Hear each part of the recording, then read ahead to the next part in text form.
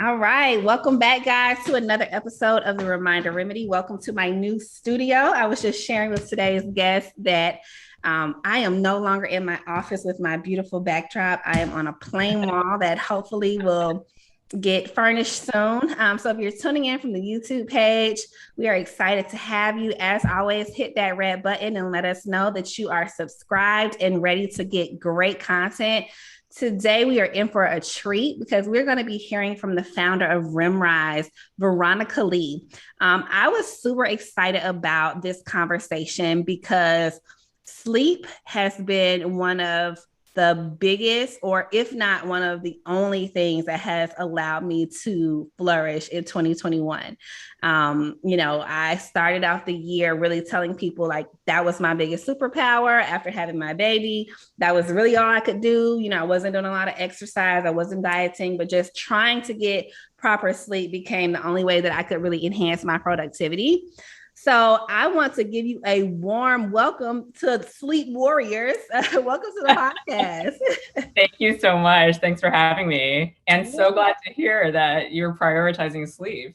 Yes. And I think that I'm probably at the point where I'm saying it, but I don't really know if people are hearing me, because I think there are certain things that we know, but we don't necessarily do, right? So it's like, even in my own life, I know that I should get at least 3 to 5 days of exercise and movement, but it's become a challenge. And so I want to find a way to have a really honest conversation around not only the benefits of sleep, but how we are really putting ourselves at risk to all types of ailments and health disorders because of it. I was just recently having a conversation with my mom, who is approaching 70 yesterday, and she said pretty much every specialist that she's speaking with right now is saying the best thing that she could do to maintain her health is get quality sleep.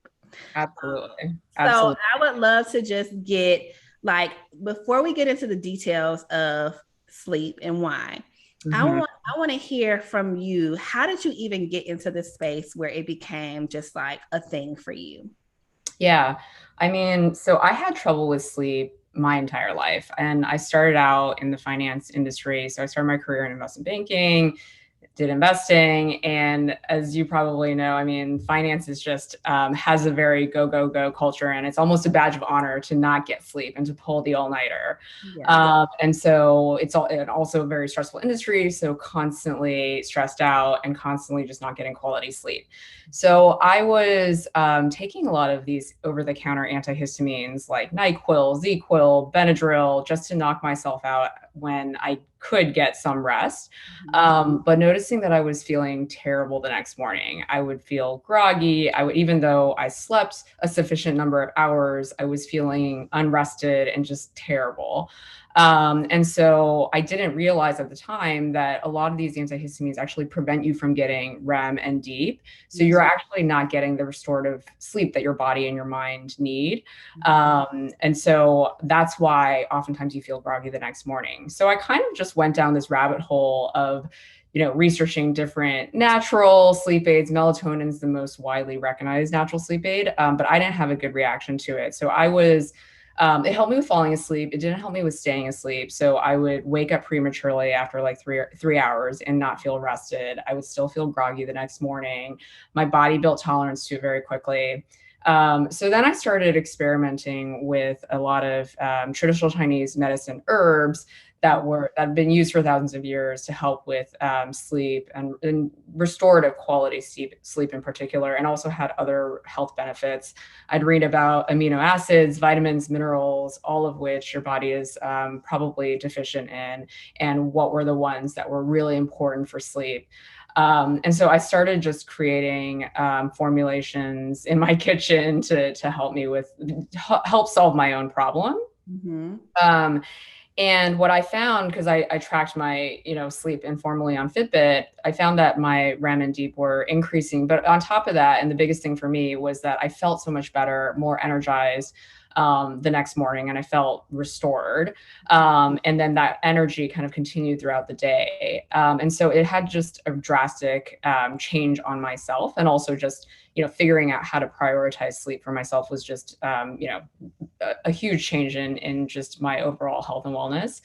And so I just started to create a solution for myself. And then when I started looking into, the sleep epidemic that we're in, I started realizing the magnitude of the problem and how many people were really struggling with sleep.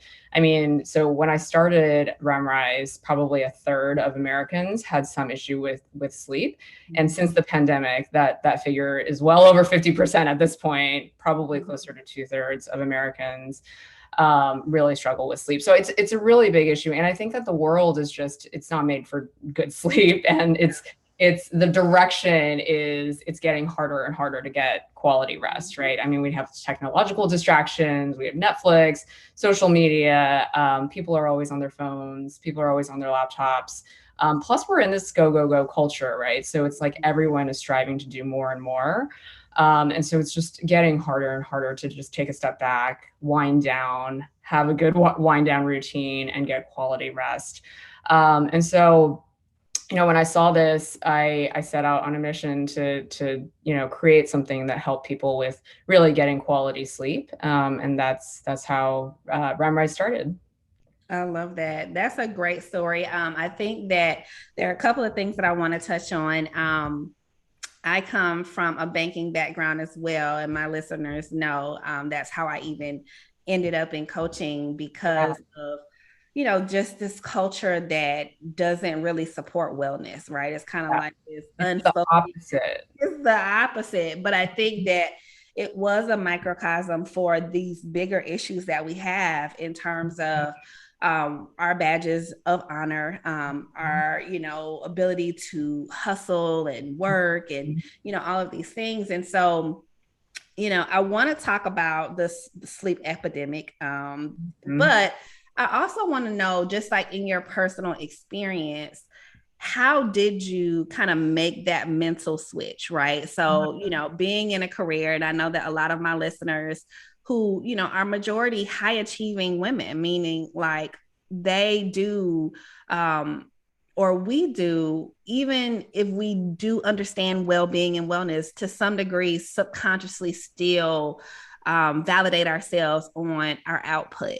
How much work we're getting done. And we are not at the place yet where we're saying, oh, you got 8 hours of sleep, you're the bomb, like it's not there yet.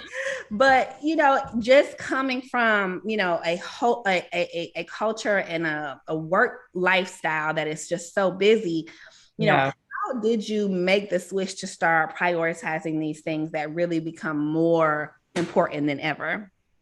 Yeah, I mean, I think that honestly, it's a process, and it's still a process because I think that I still struggle with it, right? I mean, I'm still like, oh my gosh, I'm running a startup, and like I've got to do XYZ by this date. So I think it's a constant process, and I think that for myself, I mean, I think that I did reach a point when I was in finance, and then I started a company before Remrise, which was a fintech company, an investment platform for family offices. And that experience was really, I mean, again, I wasn't sleeping at all during that experience. And I think I just, I really stressed myself out so much with kind of every aspect of that company that I saw that my health was really struggling, and like I was really struggling, like physically, mentally, emotionally. I didn't feel healthy. And then I think the other thing is that I saw that when I was properly resting on those rare occasions of the time that I was actually much more productive, and I had much better clarity of thought, and all the things that, ultimately led to honestly more productivity and more of what I wanted to do and be. And so when I saw glimpses of that, it really kind of shifted my perspective on, hey, I really need to prioritize this. Plus, I think that I was just feeling so unhealthy. And so just overall, like I was running myself to the ground and almost like a shell of myself that I was definitely was about some of those feelings though, like, because I know someone's listening right now and like we'll hear things like, oh, I felt unhealthy, but like, what did you really feel? Like, was it headaches? Was it just like you're snapping on everybody? Like, take us back. It was kind of all of that. I mean, I think that like absolutely more irritable, right? When I'm not rested, when I'm not sleeping, I'm definitely like quicker to snap, more irritable, definitely more impatient. I think it's like your body needs rest to really be able to regulate certain things, right? Mm-hmm. So it's like, you know, even like the food choices I'm making, the like decisions I'm making, you know, whether I have energy to like exercise, whether I'm fully present and able to be a good partner, you know, daughter, a friend, and basically, you know, in all elements of my life, I just felt like, you know, when you're not sleeping, you're not regulating, you know, emotionally, physically, all these things. And so you're not able to maximize what you're able to bring to any relationship, any decision you're making, and any regulation for yourself. Mm-hmm. Yeah.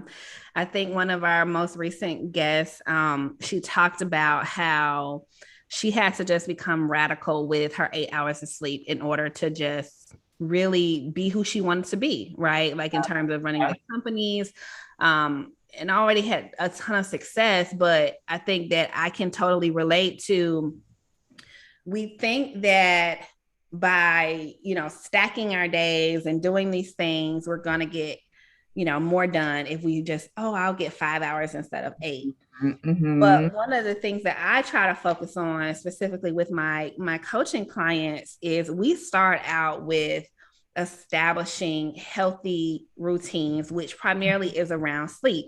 You know, and I talk a lot about the fact that, you know, there could be something that, you know, on 4 or 5 hours of sleep, you get done in 3 hours. Mm-hmm. But on 8 hours of sleep, you can get done in 30 minutes. Totally. You know? So, I mean, I think you're hitting it on the nail. Like sleep is the most foundational thing, and people are always deprioritizing it. Mm-hmm. Yet when you're not getting good sleep, you can't maximize your ability to exercise, your ability to be productive, right? And so people are like, I'm going to cut my sleep by 2 hours. I'm going to wake up early. I'm going to go to the gym. I'm going to wake up early. I'm going to do all this work. But when you wake up early and cut into, you know, the hours of sleep that you're getting, you're actually taking away from maximizing that workout or your work session or whatever it is. Mm-hmm. Yeah. Yeah. So I am a mom of 4 under the age of 4. Goodness, congratulations. I just had a baby and I'm like, oh my gosh, I can't imagine having more than one. I'm so glad that you have children, because I was going to start that conversation and I was like, if she doesn't have kids, she's just not going to get it. But I mean, congratulations though, 4 kids. That's amazing. Thank you. You are a superwoman. How old is your baby? She just turned 5 months. Oh my goodness, a little baby. So yes, congrats to you too. Thank you. So now that we are on the same page with that experience, I know that just sleep deprivation for me in the first year, and my youngest is now 11 months. So I'm almost out of that hell zone of but you know, it's like sleep deprivation to me is the hardest, outside of breastfeeding, it's probably the hardest thing in the beginning, because again, you can't function. I think that's where we see a lot of the postpartum depression, the baby blues. Absolutely. So, you know, we're talking sleep, and I feel like somebody is probably listening to this like, fuck you, I can't sleep. My baby is up all night. Like that. Anytime people would say stuff to me about like wellness and I'm in the middle of like a baby not sleeping, I just want to throw stuff. So what's your advice for like our moms who are struggling to get the sleep they need? Yeah, totally. I mean, I think that the first few months, it's just honestly impossible. I would say just like anytime you get a minute, Yeah. like take some Sleep. time. Yeah, try to Yeah. sleep, try to get some rest because I mean, I found myself doing this. I was like, man, I have some time. I want to like watch something on Netflix or hey, Mhm. I have, you Mhm. know, a few 20 minutes here. I'm gonna do some emails. I would say like anytime you can, just even though it's broken up, right? Because it's like you're probably like waking up every 2 hours to feed the baby. Mhm. So it's going to be broken up. So it's not going to be optimal, but just get as much sleep and rest as you can. And even if it's just like laying in bed and just resting, I think there's definitely value in that. So I think the first few months are definitely hard.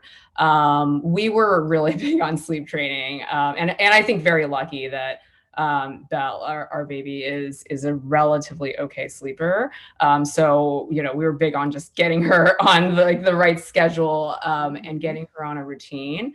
But I think that that's like important for like moms too, right? Figuring out a routine for yourself so that you can properly get as much rest as you can.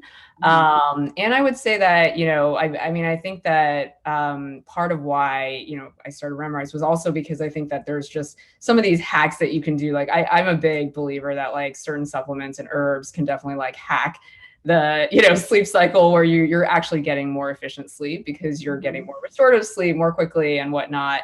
And obviously like different herbs and different amino acids and vitamins and minerals will work for different people. So figuring out like what may work better for you, and then also just like prioritizing a routine and just sleeping whenever you can, I would say. Right. Yeah, no, you're definitely in good company in the sense of herbs, supplements. Everyone knows that like they're like, Alena, how many products do you take? And I'm like, listen, whatever is going to work. I actually just got rid of I have a brand of tinctures that I was recommended. Um, Yeah. for postpartum, and I mean it just worked wonders on my nervous system, my Yeah. anxiety, which is something that I've always kind of dealt with in that first phase. It's like Yeah. outside my sleepiness, I just felt like everything is like, oh, is the baby alive, Yeah. so, Yeah. I love that you have taken on some of these ancient traditions and things that maybe have gotten lost in Yeah. time, that now many of us are kind of returning to. Yeah. I was just having a conversation with my husband the other day, like, oh, I just want to go to an herb shop. I have like this book my client gave me where she just like makes tinctures. And she was like, whatever you need to do, like for sinuses or headaches or whatever, like Yeah. the earth can heal you. And Yeah. so Absolutely. definitely, yeah, I think that that's amazing. So let's talk about Remrise. I want to talk about the product, kind of what makes it different than some of those things you Yeah. tried. And then I would love to kind of also just talk about REM sleep, right? Because you Yeah. mentioned it a few Yeah. times, and I know maybe some people didn't catch that, but I want to talk about like those different types of sleep. Yep. So Yep. For tell us sure. about your product. Congrats Yeah. on that. When did you launch anyway?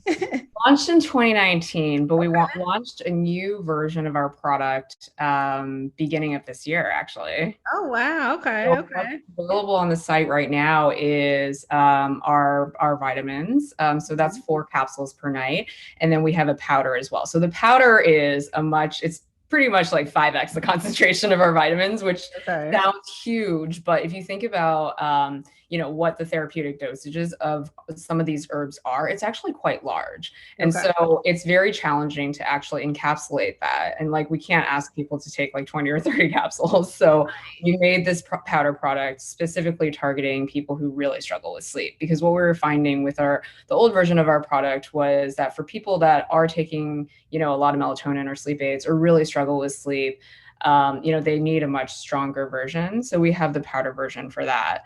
Okay. And then for the sleep optimizer who, sleeps okay, but wants to kind of recharge and be more efficient and get more REM and deep sleep, we have the sleep vitamins.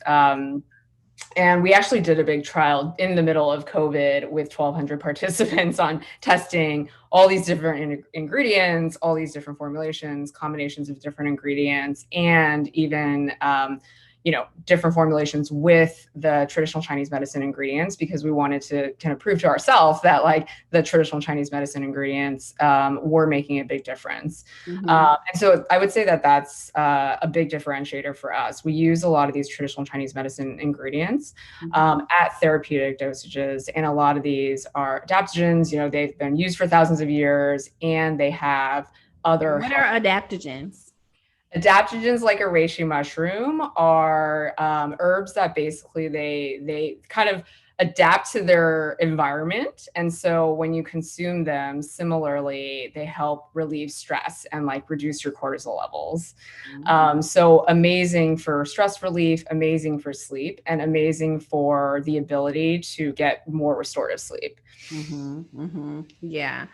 My love for mushrooms has just peaked in 2020.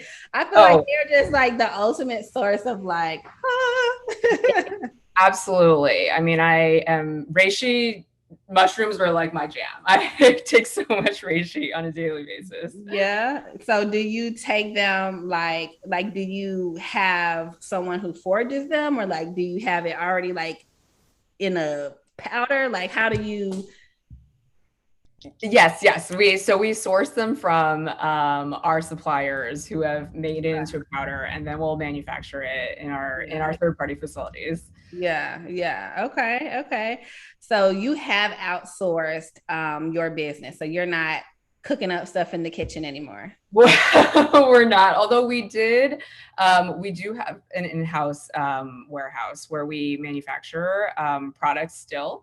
And it's mainly for us to quickly iterate on new product formulations, new products in general. And so we have a small warehouse set up just for those types of situations. And once we're ready to fully commercialize, we'll work with a third-party manufacturer. I love that. That way you can kind of keep it close to you. I previously worked with a cosmetic company that one of my best friends started, and she started making lipstick in her kitchen. That's awesome. We're always about the kitchen cookers here. So that's super cool. So, okay. So I've been to your site, and I thought that the quiz was really, really beneficial, because you don't really know what you need a lot of times when you go and you're looking at supplements, and you don't really know how these things work with other things that you may be taking. So I appreciated kind of being able to acknowledge like, okay, what do I deal with? Where do I kind of stand?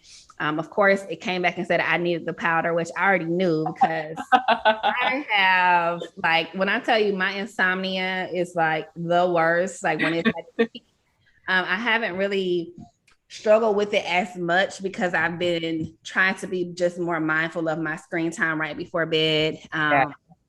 That's good. I've learned some things to kind of help me with it, but just in general, I have never been a great sleeper. So I can remember growing up, my little cousin, shout out to Shantae, she's listening to this. I tease her about this to this day, because she would fall asleep like this. Like, you know how kids, it's like they put you, your parents will put you in the bed and they're like, go to sleep. And she would go sleep like this. And I'm just over there like, what the hell? Like, how does she do that? Because my auntie would like come and like check on us. And I'm like, faking sleep. But my husband is the same way. Really? Oh my God. So like this since we were dating. Like I remember we were when we first started. I'm not gonna say first started if my mom's listening. We were, we would be cuddled up, and I'm like talking to him. 2 sentences in, he would just be like passed out. Oh my God. The same way now. I'm like, yeah, so such and such, and he'll say, oh yeah. Oh my God, I'm so envious. What is that? Why can some people sleep better than others? Like, I don't understand the favor.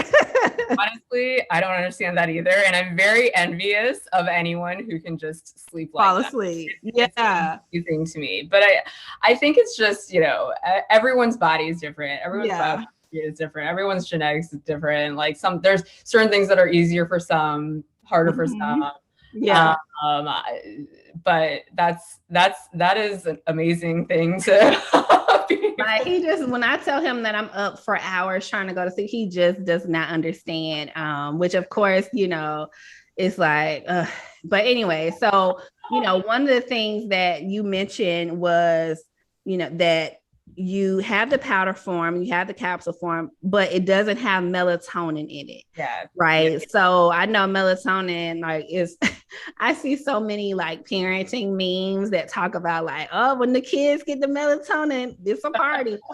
And I've given my children melatonin, and like you said, it doesn't.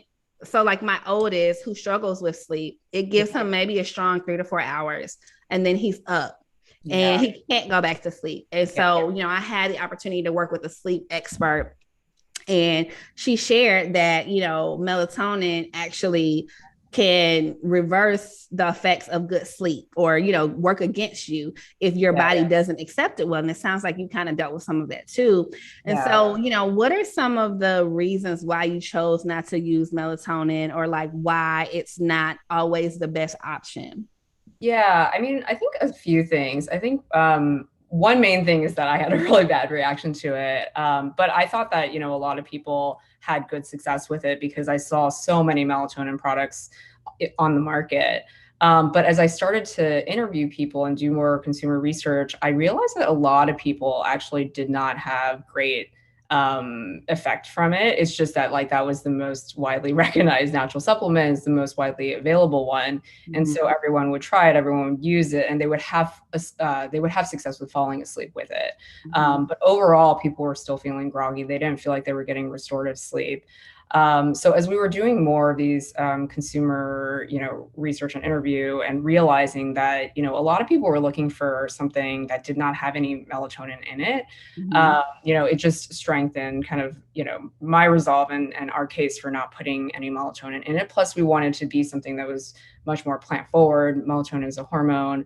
And we really wanted to create something that really helped with staying asleep as well, right? So falling asleep, staying asleep, so you're not waking up in the middle of the night. And we found that that was an issue that a lot of people are having that is not well addressed, because a lot of the traditional sleep aids really help you with falling asleep versus staying asleep, and then also don't help with restorative sleep. And so we were big on that as well. How do we create something that is helping people get better sleep efficiency, so better REM, better deep?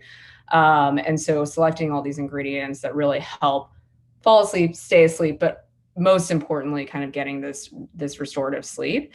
And then, being a female, I mean, I thought a lot of the women we talk to, and majority of our customers are women today. A lot of women were not wanting to take more hormones, and, melatonin is a hormone. So they felt like, if there was something that did not contain that, that would be much more valuable to them. And then the last thing I'll say is just the grogginess effect. I mean, I think that when we were doing research, there's just, so many people take these sleep aids, they think they're sleeping like 8 hours, and then they're waking up and just feeling so groggy. And it just messes up the whole day afterwards, because and then the whole week, and then the whole month. Exactly. It's just in this life. exactly. It's just like this ongoing cycle, right? So it's kind of like you got the amount of sleep that you wanted, but like you're just feeling terrible the next morning. And so a lot of people that were taking melatonin that we talked to, and myself included, still have that side effect when you're taking melatonin. So we're really big on, we want you to feel not groggy in the morning, energized. So what are the ingredients to put in this formulation that will prevent any feeling of grogginess? Wow. Now I want my hands on their product, because like I slept. Okay, so we just moved, like I told you, and so I have been co-sleeping, which is my first time doing this, because I was a big, like, I was like the sleep trainer Nazi. Like, you going to bed, little 4-week-old.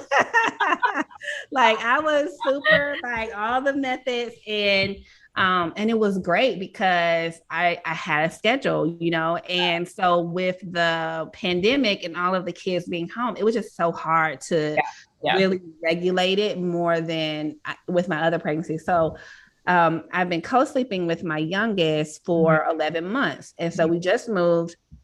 He finally has a dedicated crib, praise the Lord. And so just like that, for the last 2 nights, he slept in his bed, right? So I slept by myself. I mean, not by myself, but with my husband. And, I'm not having to nurse the whole night. And so I kind of put a lot of stuff on my schedule today because I'm like, oh, like I got a full night's sleep with no baby. Yeah. And I feel like crap. Like this morning, I woke up and I'm so confused. Like, but I slept for 8 hours. But I really remember like kind of being at this level of just like my brain just like working, working, working and thinking about stuff and thinking about I'm hearing the baby. So I know that I wasn't really getting deep sleep. So can you talk about the different levels or stages of sleep? Because I think a lot of us are thinking, okay, but I sleep and I still feel crazy. So there's essentially 4 stages of sleep. And then, so the first one is basically when you're like dozing off. It's like the transition period between like you're awake and then you're asleep. And that lasts for a few minutes. And then you enter light sleep, which is majority of what people are getting majority of the time throughout the night. And this is when your body starts to relax, brain activity starts to slow down, temperature starts to drop, and you're starting to, get into, this period of, or this cycle of sleep. And then you'll enter deep sleep, which is the deepest period of sleep. And then this is when your body is, you'll be the hardest. It'll be almost impossible to wake you up during this period.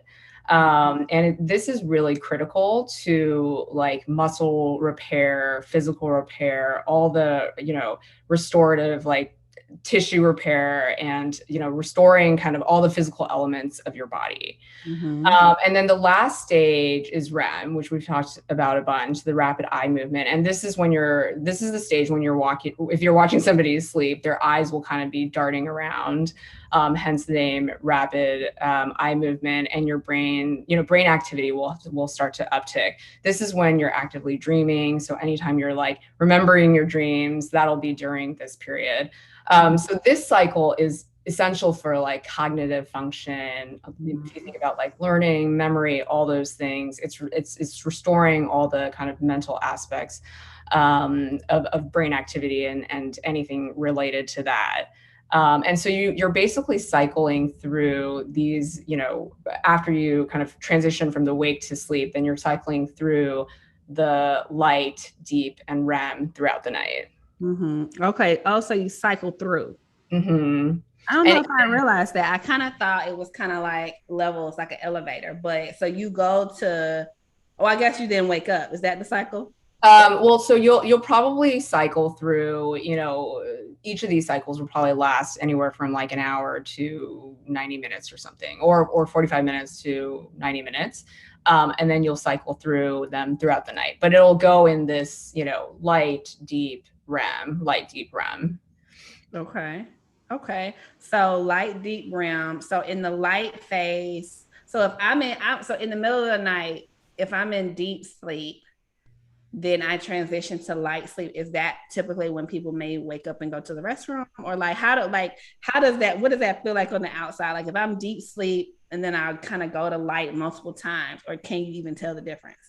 Yeah, I mean, it usually will be the cycle of, light, deep REM, right? Light, deep REM. You can wake up at any point of the cycle. So you can wake up in the middle of REM. Oftentimes when you wake up and you felt like you were just dreaming, it's probably when you woke up right when you were in that REM cycle. So you can wake up at any point. Got it. Okay. But the key to, I think that for a lot of folks, like when you like drink a lot of alcohol or take a lot of THC or take any of these like traditional sleep aids, it's preventing you, like the neurotransmitters, for you to get into these like deeper and REM cycles. And so that's why a lot of times if you're, taking like a NyQuil and then like passing out for 10 hours, but you feel unrested, you're just dipping into deep and REM and not getting sufficient time in those cycles.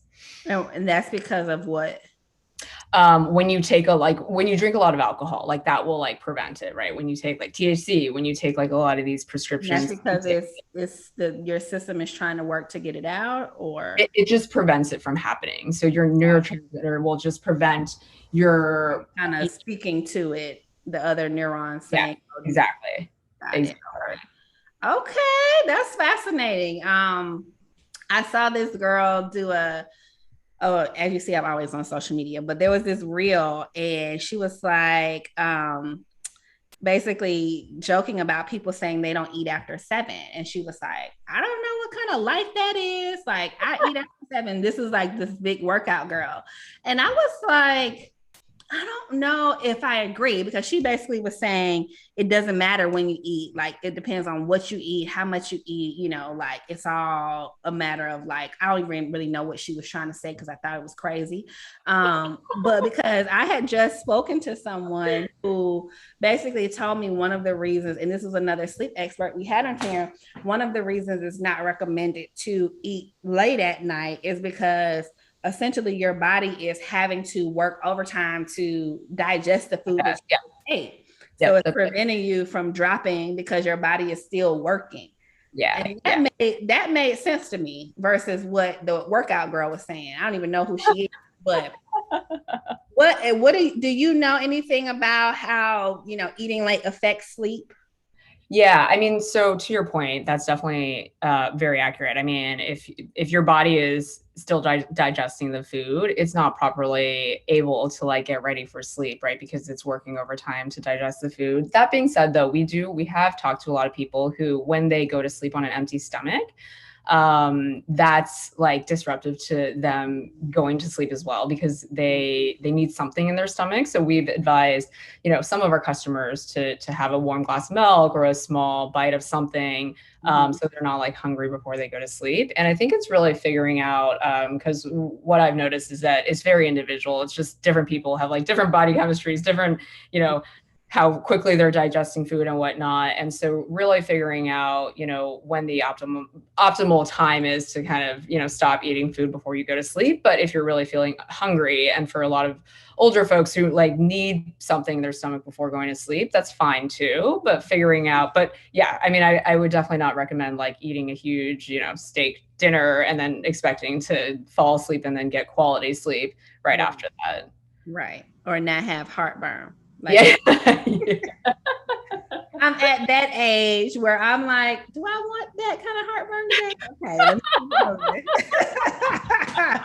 I mean, it's hard getting older. You know, you got to make these choices. Oh yeah. And the thing with sleep that I think a lot of people don't realize, that it's just a part of aging too, because I mean, a lot of our customers are on the, you know, older, you know, age bracket, because, you know, and a lot of them we've talked to were amazing sleepers when they were younger. And then as they got older and older, the sleep just kind of started deteriorating. Yeah.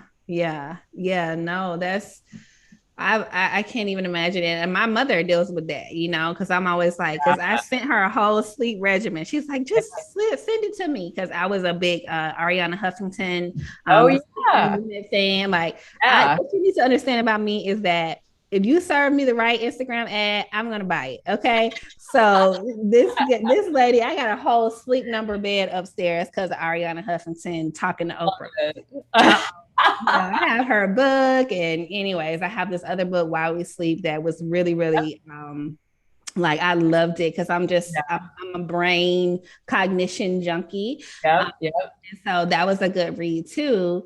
So I'm excited to try the product. So talk to me a little bit about, like, it's a powder. Do you put it in something like a tea? Do you put it with milk, or like, how do you consume it? Yep. So we encourage people to get creative with it. So just to warn you, it doesn't taste like a hot chocolate. Okay. Herbs. So it tastes earthy, right? We have flavoring notes, flavoring ingredients in it. And I think we've iterated on it quite a bit, so that we've gotten it to a place where we feel like tolerable. It's the best that it can taste with all the herbs that you're going to be ingesting. But a lot of people take it with warm, like nut milk, almond milk, cashew milk.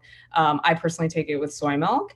You can take it with regular milk. A lot of people have started getting creative and making it almost into like a little smoothie. So people will put like a little bit of avocado in it to give it a creamier taste. Okay. So they kind of see it as like it's almost like a protein shake or protein powder where you can kind of get creative with what you want to put in it. One customer swears by, mixing a banana with it, half of a banana with it.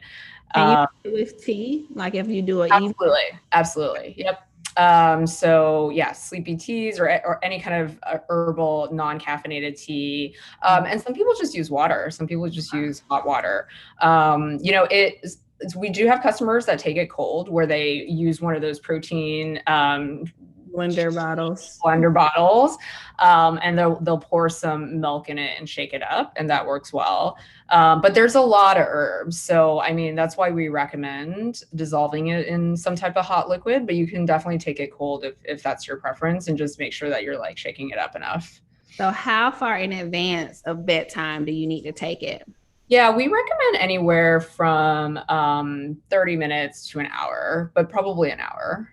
Okay. All right. So do you have, go ahead. I'm sorry. Oh no, I was just going to say, because it's a powder, because it's like something that you drink, with milk and whatnot, most people they're going to brush their teeth afterwards. So usually the routine is go to the kitchen, make yourself the powder, start to wind down, go to the bathroom, do your whole, brushing the teeth, washing the face, and then get ready for bed. Got it. That's exactly what I was getting ready to ask you. So what's the evening routine?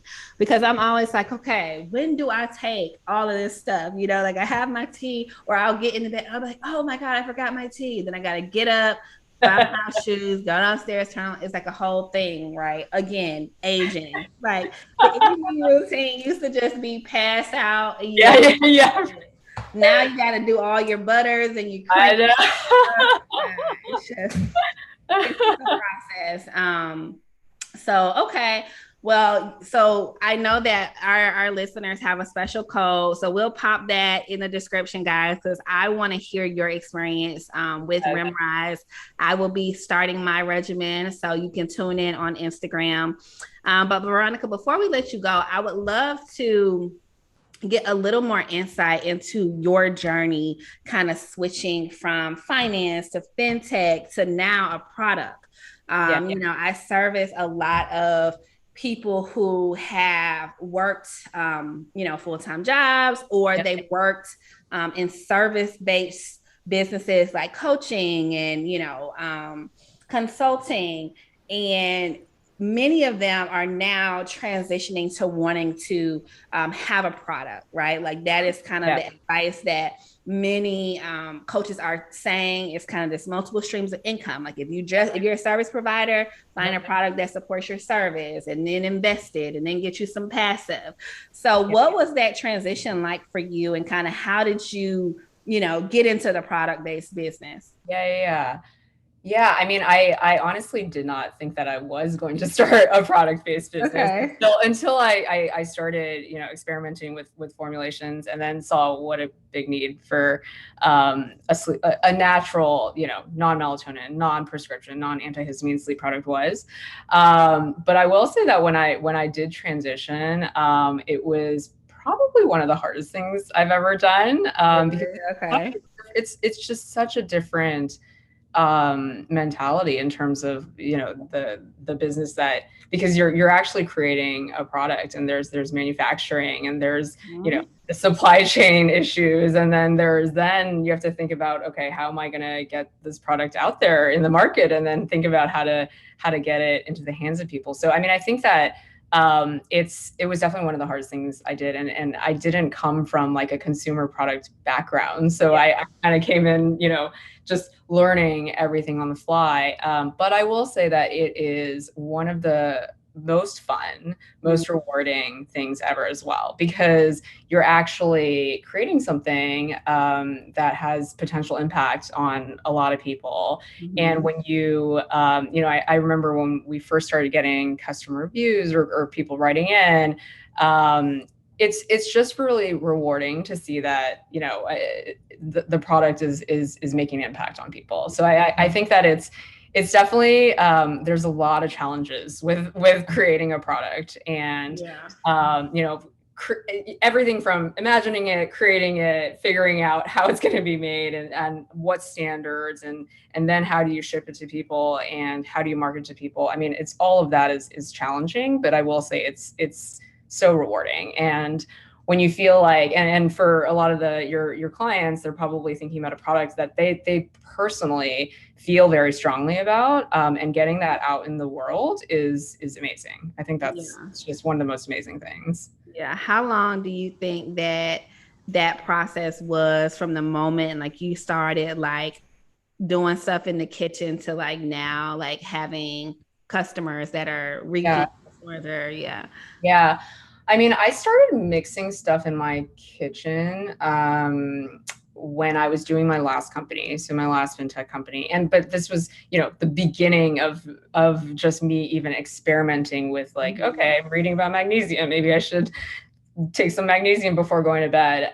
So that was 2015, 2016 timeframe.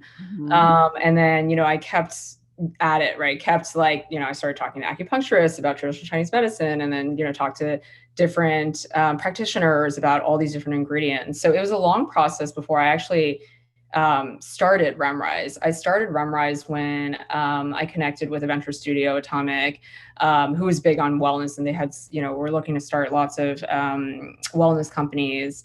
And that was in 2018 when I was kind of like put the, you know, stake in the ground that I was going to start Remrise. So that was end of 2018 when I went the venture capitalist route. Sorry. Yeah. Okay. How was that process? It's good. I mean, I think that venture capital is definitely helpful. I mean, I think that it's also hard in a lot of ways too, right? Because I think that like venture capitalists are looking for a specific type of return profile, where, you know, a lot of consumer products, it takes time to really figure out all these different elements of from the product to the supply chain to everything else. So definitely pros and cons. I mean, I think that it's helpful in a lot of ways, and especially having investors that you know, believe in the product, believe in the vision, and believe in the trajectory. All of that is super helpful. But I think that, you know, it's also, it's hard. Creating a consumer product is not the same as creating a software product or some tech product where you can, you know, test and iterate much quicker. With consumer product. I mean, we've done a lot of testing and a lot of iteration and taken a lot of things in-house, but it's still, at the end of the day, it's a physical product, right? So I think you like going the venture route is great. Just you have to find, you know, investors who invest in consumer products and understand your vision. Yeah. That's helpful because I think that that's another thing that comes up all the time. It's like, okay, do I get a business loan? Do I get investors? You know, we have a lot of people who are now at the scaling phase where they're like, well, I've created this proprietary blend, and we know that when you get into some manufacturers, you know, it's supposed to be protected, but it's not. Like everybody gives away your stuff, you know, and you're like, wait a minute, isn't that my in the catalog? It's like it's tough, but I think that even with that, you know, it then becomes just like you said, when you're creating a product for or to serve a customer to get them the type of results that they need. And when you're flexible enough to continue revising it based off the feedback. I think that to me is probably the, I don't want to say, I don't want to call it hard, but the most jarring part is like when someone comes back and says, this sucks, you know, change the formula ASAP, you know. And I've worked with brands where we've had to take stuff off the shelf, you know, that initially we had all these plans for, right? So I think that kind of having that, like you said, that experience where it's like when you find the customer that you are impacting significantly, like if I can start getting quality sleep, Veronica, you have a customer for life, because I'm telling you that like I just want to feel good, and I don't want to feel like I have to wake up and do 10 different things to get into my zone, just kind of what I deal with now. And it's also what I think that my son struggles with. It's like the mornings are hell over here, because he's so groggy. He's just like, oh, and I know he didn't sleep good. So it takes, an hour to 2 hours for him to just be back like, good. Yep. I don't want you to talk to me until 10 o'clock. And then at 10 o'clock, that's when I'm having to start my rituals of 50 different supplements, creams, potions. And so I'm like, if I could get sleep, which I think is just like you said, you got the healing properties, but then you have the cognition, which is, I think, a big thing. Something from the book, Why We Sleep, that I loved was he talked about the saying, just sleep on it, right? But that came from this concept of when you sleep, your brain is then essentially taking everything from the day and figuring out what to do with it, right? Like processing it, figuring out, okay, tomorrow, are we going to act on this, or are we going to store this for future?